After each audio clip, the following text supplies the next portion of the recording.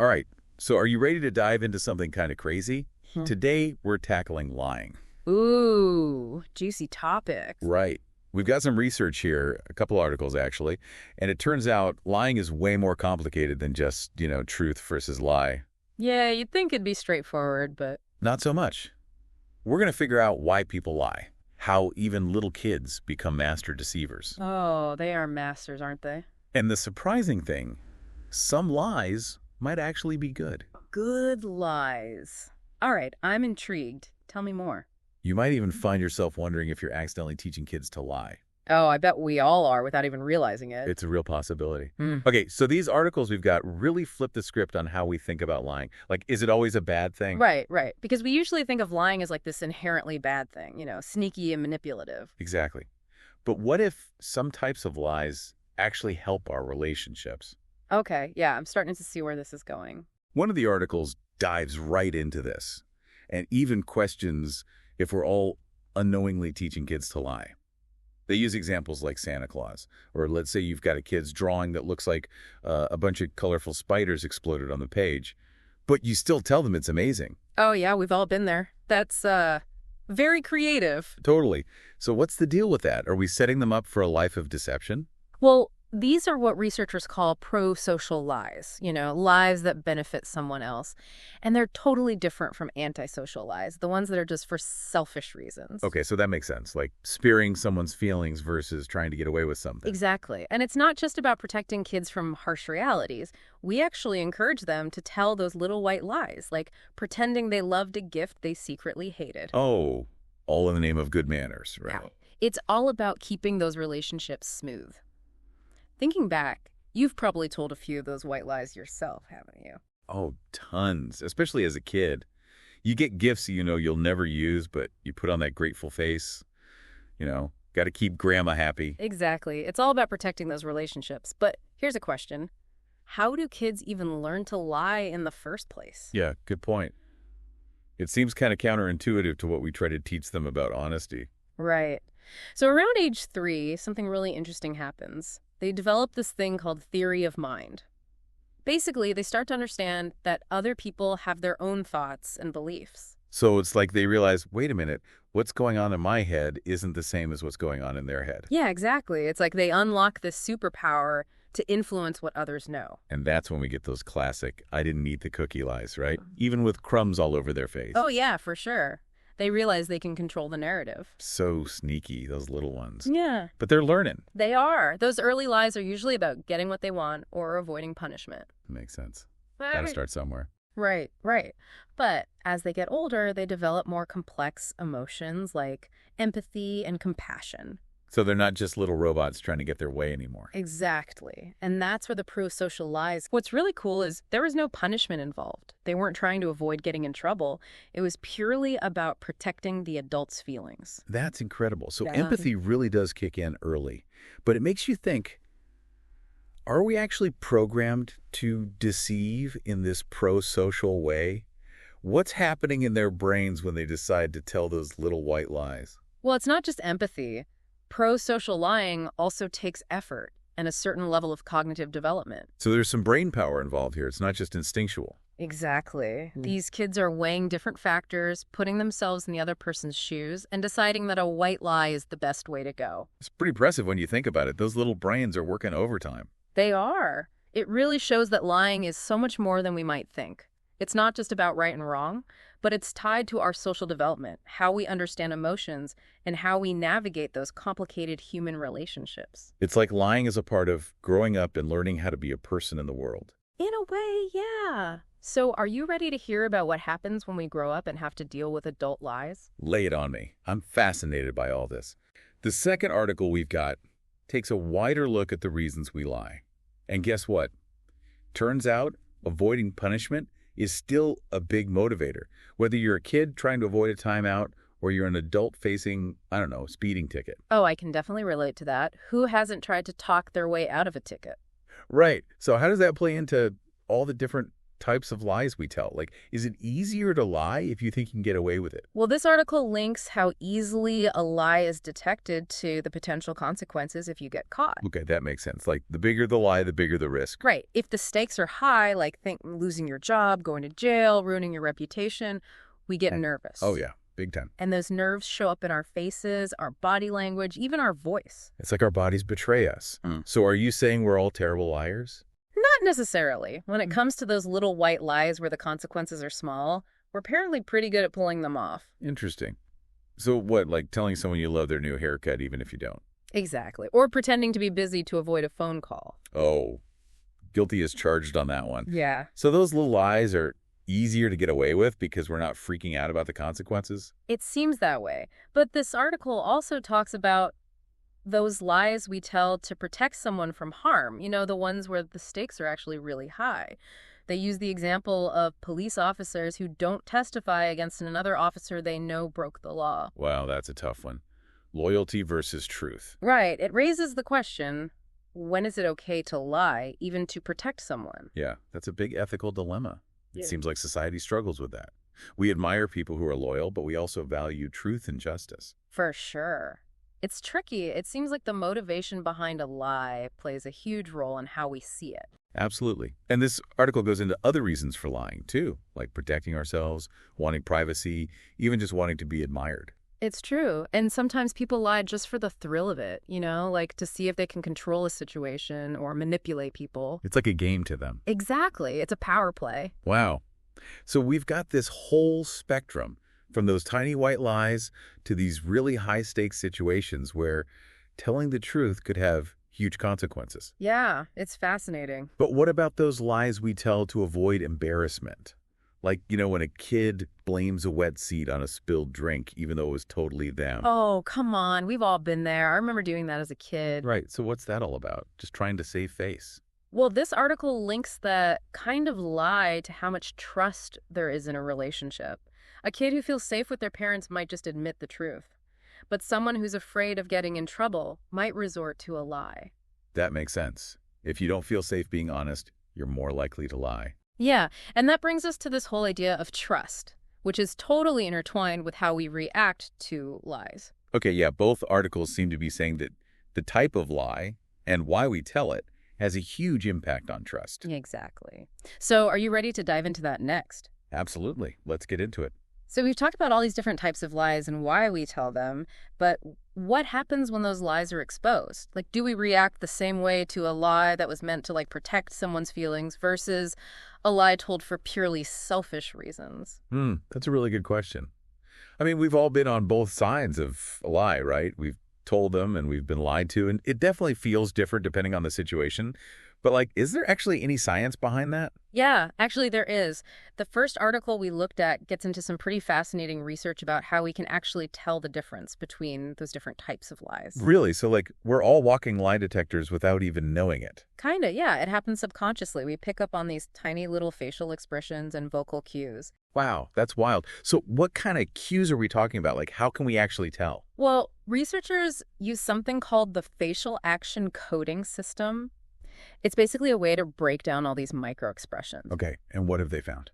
They've found that when people tell pro-social lies, remember those are the ones that are meant to benefit someone else, their expressions often mimic genuine joy. So even though they're lying, they look happy. Yeah, exactly. Think like a slight lip raise, a little hint of a smile they're trying to hide. Even their blinking pattern can be associated with happiness. That's so crazy. It's like their faces are saying, I'm happy for you, even if they're not actually feeling that way. Right. But then when someone's lying to cover up something they did or to get something they want, it's different. How so? You'll often see a subtle lip pucker, almost like a smirk. It kind of betrays their true intentions. Oh, that's interesting. So our faces really do give us away. They do. But if that's the case, then how come we don't always catch those pro-social lies? It seems like they should be pretty easy to spot if our faces are giving us away. It's not just about the expressions themselves. It's also about the motivation behind them.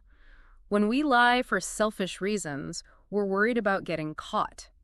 About what's going to happen to us. Right, we're trying to protect ourselves. Exactly. But when we lie for someone else, Our focus is outwards. We're more concerned with like protecting their feelings than our own self-preservation. That makes a lot of sense. Like our brains are less focused on covering our tracks because the goal isn't to benefit ourselves. Right. But then what happens when those pro-social lies are actually discovered? Do they still damage trust? This is where it gets really interesting. Studies have actually shown that a lot of times detecting a pro-social lie can actually increase trust and make social bonds stronger. Wait, hold on. So you're saying that getting caught in a white lie can actually make people trust you more? I don't get it. Yeah, it seems kind of counterintuitive, but the research supports it. Okay, well, how does that work? There was this one study that used these economic games to look at trust and deception. Interesting. They found that when people lied for their own personal gain, trust between the players was totally destroyed. But when they lied to benefit the other player, even if that lie was uncovered, trust actually went up. That's crazy. So it's not the act of lying itself that's the problem, it's the intention behind it. Exactly. It seems like a lie that's told with good intentions might actually signal that we care about the other person. So like we're more willing to forgive a lie if we know it was meant to help us. It seems that way, and there's even more research to back this up. There was another study. This one used mathematical modeling to look at the impact of different types of lies on social networks. Social networks, so like friend groups and stuff. Right, exactly. And they found that those black lies, the ones that are told for selfish reasons, created these wedges between people. But the white lies, those ones told with good intentions, they actually made those social bonds even stronger. So maybe we're actually programmed to appreciate those little white lies, even if we know they're not entirely true. It's possible. And like we understand that they're meant to protect us, Yeah. to keep things harmonious. It makes you think about the role of deception in our society. Maybe we actually need those white lies. Yeah, maybe they're a necessary evil. Yeah. Speaking of how our brains work, I remember the first article mentioned some research where they used brain scans to study lying. Oh, yeah, that was a fascinating study. They had these participants do this task where they could lie for personal gain, and they were monitoring their brain activity the whole time. Yep. What did they find? They were looking at activity in the amygdala, which is a part of the brain that's involved in processing emotions and making moral judgments. Interesting. And they found that with each lie that was told for personal gain, the activity in the amygdala actually decreased. So basically, the more they lied for themselves, the less their brains cared. Pretty much, yeah. It's like they were becoming desensitized to the deception. Wow. That's a little scary, right? It is. It's like this slippery slope. The more you lie for yourself, the easier it becomes. But what about when people lied to benefit someone else? Did their brains react the same way? That's the really interesting part. When they lied to benefit someone else, the activity in the amygdala stayed the same. There was no desensitization. So our brains really do treat those two types of lies differently. It's like there's a built-in morality meter in there. It really makes you think. Yeah, it suggests that maybe we're hardwired to know the difference between right and wrong, even when it comes to lying.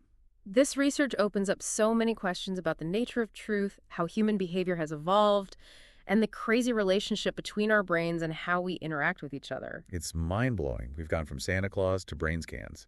It's clear that lying is not a simple topic. But before we wrap up, I want to circle back to something from the first article that we haven't touched on yet.